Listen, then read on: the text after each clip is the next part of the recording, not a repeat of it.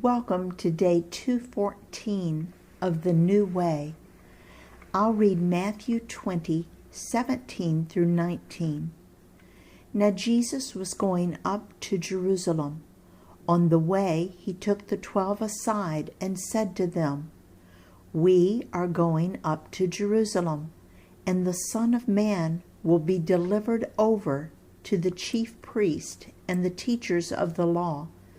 They will condemn him to death and will hand him over to the Gentiles to be mocked and flogged and crucified. On the third day he will be raised to life."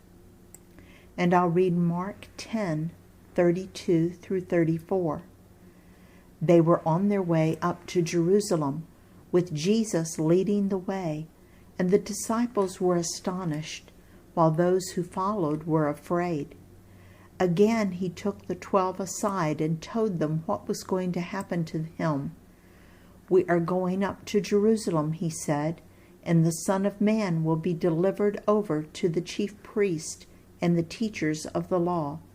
They will condemn him to death and will hand him over to the Gentiles, who will mock him and spit on him, flog him and kill him. 3 days later, he will arise." And I'll read Luke 18:31 through 34.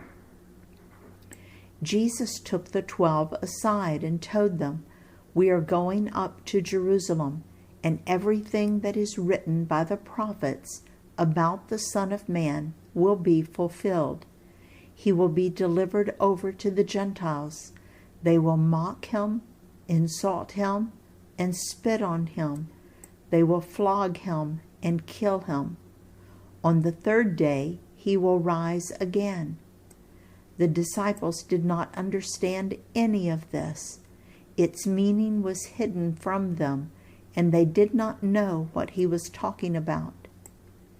Here again, Jesus tells the apostles plainly what will happen in the near future. So the answer to the question, did Jesus know what was going to happen to him, is yes. Yes, he did. Note that Mark tells us that Jesus' followers were afraid to return to Jerusalem. Luke tells us that the disciples did not understand what he was talking about and considered it non-important until after it actually happened. I'll read Matthew 20:20 through 23. Then the mother of Zebedee's sons came to Jesus with her sons, and kneeling down, asked a favor of him. "What is it you want?" he asked. She said, "Grant that one of these 2 sons of mine may sit at your right, and the other at your left in your kingdom." "You don't know what you are asking," Jesus said to them. "Can you drink the cup I am going to drink?" "We can," they answered. Jesus said to them, "You will indeed drink from my cup, but to sit at my right or left is not for me to grant.